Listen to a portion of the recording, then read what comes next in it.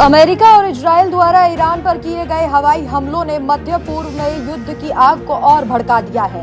इस संघर्ष ने वैश्विक ऊर्जा बाजारों को हिला दिया है और भारत जैसा तेल आयात पर निर्भर देश इसकी चपेट में आ रहा है।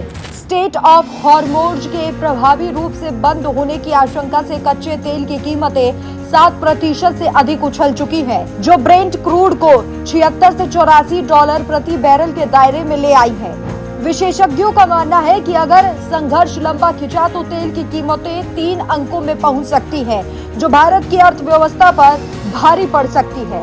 भारत, जो अपनी 90% से अधिक कच्चे तेल की जरूरत आयात से पूरा कर लेता है, इस युद्ध से प्रभावित हो रहा है। अर्थशास्त्रियों के अनुसार कच्चे तेल में हर $10 की बढ़ोतरी भारत के चालू खाता घाटे को 40 से 50 आधार अंकों तक बढ़ा सकती है, जो वित्त वर्ष 2027 में जीडीपी का लगभग 1% है। इससे व्यापार घाटा बढ़ेगा, रुपया कमजोर होगा और मुद्रास्फीति की दर में उछाल आएगा। हाल ही में शेयर बाजार में गिरावट देखी गई, जहां सेंसेक्स और निफ्टी 4% तक नीचे आ चुके हैं। सोमवार को बाजार में बड़ी गिरावट दिखने की आशंका थी। निफ्टी 24,500 से 24,000 के स्तर तक आ पहुंचा है।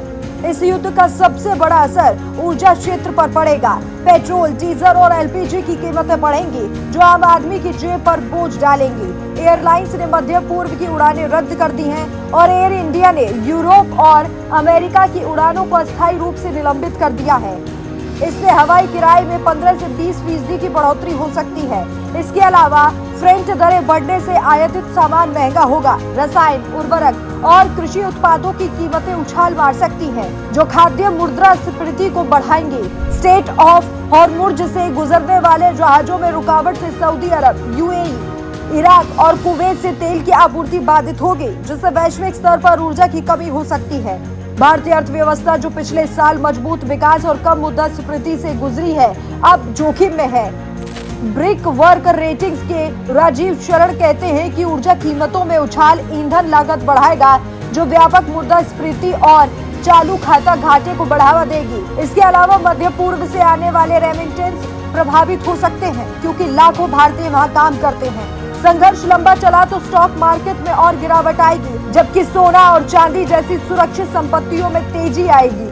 सरकार और आरबीआई सतर्क है। प्रधानमंत्री कार्यालय ने प्रमुख मंत्रालयों के साथ समीक्षा की और ऊर्जा सुरक्षा को मजबूत करने के उपायों पर विचार हो रहा है। हालांकि विशेषज्ञों का मानना है कि वैश्विक अर्थव्यवस्था असमान रूप से प्रभावित होगी, जहां एशिया सबसे ज्यादा जोखिम में है। भारत को वैकल्पिक स्रोतों जैसे रूस और अमेरिका से तेल आयात बढ़ाना पड़ सकता है, लेकिन लंबे समय में ये महंगा साबित होगा। इस युद्ध से भारत की चुनौतियां बढ़ेंगी।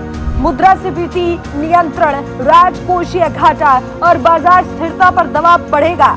अगर संघर्ष जल्दी खत्म नहीं हुआ तो आम आदमी को महंगाई की मार झेलनी पड़ सकती है, जहां पेट्रोल से लेकर खाने पीने की चीजें तक महंगी हो सकती हैं। वैश्विक स्तर पर ऊर्जा बाजारों में स्थिरता की उम्मीद है, लेकिन अनिश्चितता बनी हुई है।